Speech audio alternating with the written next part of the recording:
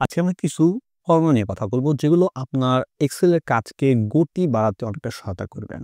যেটা করতে আপনার কিছু ছোট, ছোট কাজে আমাদের কি হয়? সময় নষ্ট হয়। সেগুলো কি করতে পারবো? আমরা ফর্মুলা দিয়ে কাজ করে নিতে পারবো। ঠিক সেই রকমই কিছু ফর্মুলা আজকে নিয়ে আমরা কথা বলছি। যেমন প্রথমত যদি আমরা কথা বলি, এই যে ফর্মুলাগুলো আছে এইখানে, এগুলো নিয়ে একটু কথা বলি আমরা।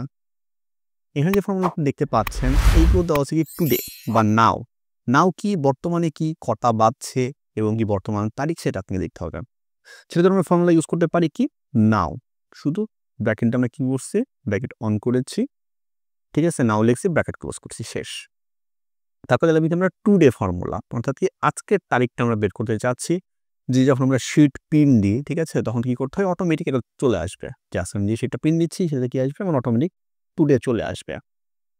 দিয়ে কি করতে পারবেন, আপনি সরাসরি প্রিন্ট দিতে পারবেন। কারণ অন্য সময় কি করা লাগে, এটা আবার হাতে লিখে দেওয়া লাগে। শুধু আপনি করলেন এখানে ফর্মুলাটা ইউজ করলে আপনি প্রিন্ট দেওয়ার সময় অটোমেটিক সেটা প্রিন্ট হয়ে গেল।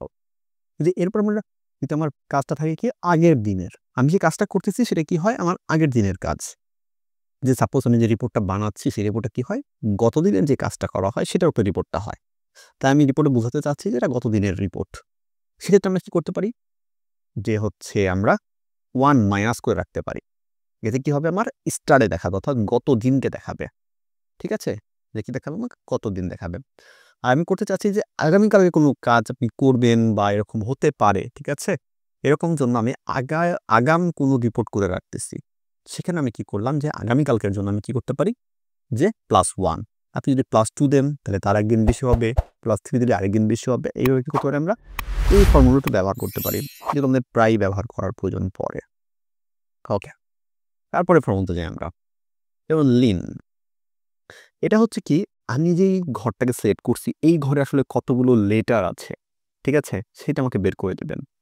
যেখানে আমাদের অনেক সময় কাউন্ট করার প্রয়োজন পড়ে, আসলে এখানে লেন্থ বের করে দেয় তিনি, ঠিক আছে, সেটা হচ্ছে লেন্থের কাজ। যে ইকুয়াল আপনি ঘরকে সিলেক্ট করে দিবেন, লেন্থ বের হয়ে চলে আসবেন। ঠিক আছে, পোপারের কাজ কি, ধর আমি এখানে ইউজ করি সবগুলো ঘর কি আছে, ছোট হাতের অক্ষরে আছে, কিন্তু এখানে কি করবে সে, প্রতিটা অক্ষরকে কি করবে, বড় করে দিবে। প্রতিটা ওয়ার্ডের প্রথম অক্ষর কি করবে, সে বড় করবে। যেমন এখানে এইচ বড় করছে, এখানে ই বড় করছে, এখানে এফ বড় করছে, এখানে দুইটা ওয়ার্ড আছে, সেটি করছে ডি বড় করছে এবং কি এ বড় করে দিয়েছে। অর্থাৎ কি প্রথম যে ওয়ার্ডটা আছে, একটা ওয়ার্ডের প্রথম যে লেটারটা থাকে সেটা কি করবে, সে বড় করে দিবে। রোমান, রোমান কি করে, এটা হচ্ছে রোমান সংখ্যা আপনাকে দেখাই দিবেন, যে এক্স, ঠিক আছে, হচ্ছে 10, 20, ঠিক আছে, এটা দেখাচ্ছে যে 30, এখানে দেখেন কি সেটা দেওয়া আছে, এখানে যেটা দেওয়া আছে সেটা কি করতেছে, তুমি রোমান সংখ্যা কিনে আমাকে দেখায়া দিচ্ছে। ঠিক আছে, 50কে আমরা এল দিয়ে প্রকাশ করি, সেটা দেখাচ্ছে। আপার কেস, আপার কেস কি করবে, আমার যে লেখাটা আছে সেই লেখাটাকে কি করবে, তিনি সম্পূর্ণ বড়হাতের অক্ষরে লিখে দিবে। ঠিক আছে, সম্পূর্ণ কি করবে, তিনি বড়হাতের অক্ষরে লিখে দিবে। তারপর যদি আমরা এটাতে আসি, এটা কি করবে, আমার দুইটা ঘরে যে টেক্সটগুলো আছে সেগুলো কি করবে, তিনি জয়েন করাই দিবেন। যে আমাদের অনেক সময় জয়েন করা লাগে, যে আমরা কি করি, এটাকে কপি করে আবার এটাকে কপি করে একটা সেলে নিই, ঠিক আছে, এরকম অনেক সময়টা আমরা নষ্ট করে ফেলি। ঠিক আছে, সেটা যদি আমরা না করতে চাই তাহলে আমরা কি করতে পারি, সরাসরি এই ফর্মুলাটা ইউজ করতে পারি। এখানে আমরা কি করেছি, যেমন ফর্মুলাটা দিয়েছি, তারপর ব্র্যাকেট অন করেছি, প্রথম ঘরকে সিলেক্ট করেছি, কমা দিয়েছি। আমি মাঝখানে কি দিতে চাই, যে আমি কমা দিতে চাই বা হাইপেন দিতে চাই, হাইপেন দিতে পারি। আমি কিছু দিলাম না, শুধু স্পেস দিয়ে রাখলাম, তাহলে কি আসবে, আমার স্পেসটা আসবে। আমি এখানে যদি অন্য কিছু দিতে চাই সেই জিনিসটা এখানে আসবে। যেমন আমি এখানে দিতে চাই না, যে কি আসবে, তারা একটা স্টার দিয়ে দিবে মাঝখানে, আমি তাহলে স্টার দিয়ে দিচ্ছে আমাকে। অর্থাৎ কি আপনি মাঝখানে যে চিহ্নটা দিবেন, তো তারা সেই চিহ্নটা দিয়ে আপনাকে করে দেবেন। তারপর কি আসলাম, যে লেফট, লেফট বলতে আমরা এখানে কতগুলো অক্ষর আছে আমার বাম পাশ থেকে সেটা কাউন্ট করে দেবে তিনি। যে আমার কি আছে, বাম পাশ থেকে আমি দেখা দিছি যে 3টা অক্ষর, যে বাম পাশ থেকে তিনি কি করবে, 3টা অক্ষর কাউন্ট করবে। যে অনেক সময় আমাদের ফর্মুলা ফেলানোর সময় এটা লাগে, মানে এগুলো হচ্ছে বড় বড় ফর্মুলার ক্ষেত্রে আমরা ছোট ছোট ইউজ করে শিখতেছি। যখন আমরা বড় বড় ফর্মুলা ব্যবহার করি, তো তখন ছোট ছোট এই ব্যবহারগুলো আমাদের লাগে।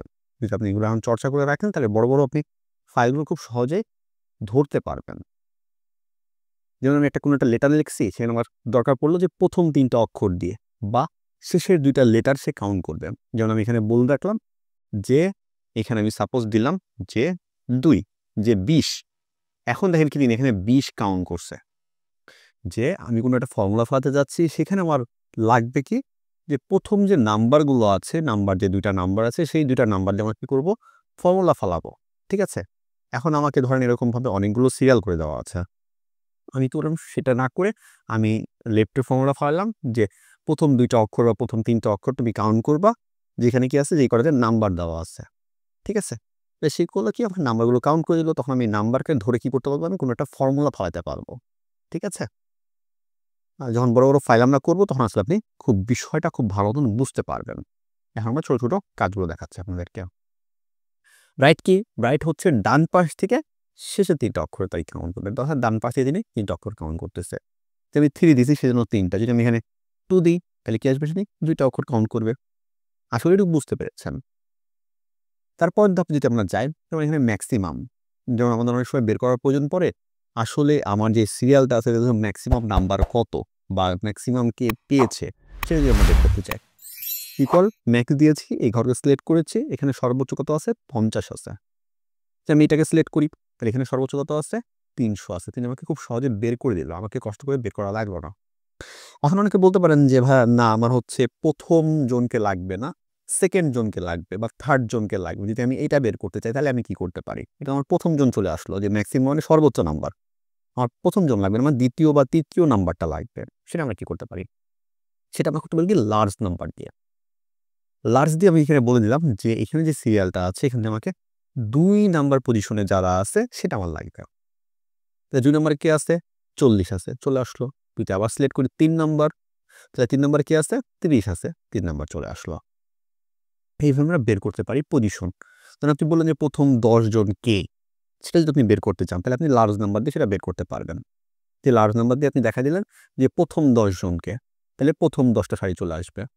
বা আপনি শুধু লার্জ নাম্বারটা ইউজ করলেন, আপনি টান দিয়ে দিলেন ফর্মুলা সিরিয়াল নিয়ে, তাহলে কী করবে, তাহলে প্রথম নাম্বার দিয়ে আসবে সে প্রথম, দ্বিতীয় নাম্বার দিয়ে আসবে সে দ্বিতীয়, এইভাবে তারা সিরিয়ালি আপনাকে দিতে থাকবে। মিনি আসলাম, মিনি আসার পরে আমরা কী করলাম, মিনিমাম বের করতে চাচ্ছি আমরা, যে এখানে সর্বোচ্চ ছোট নাম্বার কোনটা। এখানে আমরা কী করলাম, ঠিক একই রকম ফর্মুলা, যে মিন লিখলাম, সিরিয়াল করে দিলাম, সর্বোচ্চ ছোট নাম্বার কত আছে, 10 আছে। বুঝছি, এটার ক্ষেত্রে আমরা করি যে সর্বোচ্চ ছোট নাম্বার কোনটা আছে, 100 আছে, বের করে দিচ্ছে খুব সহজে। আমরা স্মলে যাই, যে বললেন যে হ্যাঁ আমার কি লাগবে, শেষের দিক থেকে 5 জনকে লাগবে, বা শেষের দিক থেকে 10 জনকে লাগবে। ঠিক আছে? বা শেষের 2 জনকে লাগবে। ঠিক আছে? বা শেষ থেকে দ্বিতীয় নাম্বার জনকে আমার লাগবে। সেটা আমরা কীভাবে বের করতে পারি? এখানে দেখা দিলাম কি, স্মল, ফর্মুলাটা কী হবে, স্মল হবে।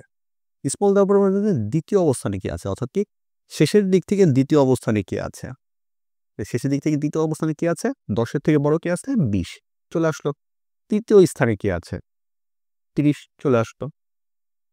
আচ্ছা, এরপর যাচ্ছে আমরা কি অ্যাভারেজ যাচ্ছি, যে আসলে এটার গড় কত আসবে। যদি এখানে আমরা সিলেক্ট করলাম, যে কি যদি সিলেক্ট করলাম আমরা যে এটার গড় কত আসবে, এখানে তুমি আমাকে গড় দিয়ে দিচ্ছে যে কত আসবে, 30। সবগুলো যোগ করতেছে, যোগ করে ভাগ করে দিয়ে আমাদের ফর্মুলাটি দিয়ে দিচ্ছে।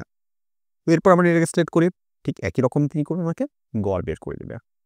আমরা বেশ কিছু ফর্মুলার সাথে পরিচিত হলাম, আস্তে আস্তে আমরা আরও ফর্মুলার সাথে পরিচিত হব। এই সবগুলো কি করবে, আমাদের আস্তে আস্তে বড় ডেটা বা বড় ফর্মুলা প্রয়োগে সহায়তা করবে।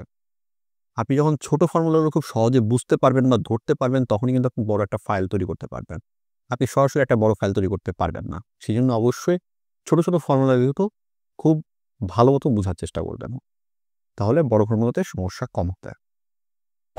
আজকের ক্লাস পরবর্তী ক্লাস ভালো থাকবেন এবং আমাদের জন্য দোয়া করবেন। আসসালামু আলাইকুম।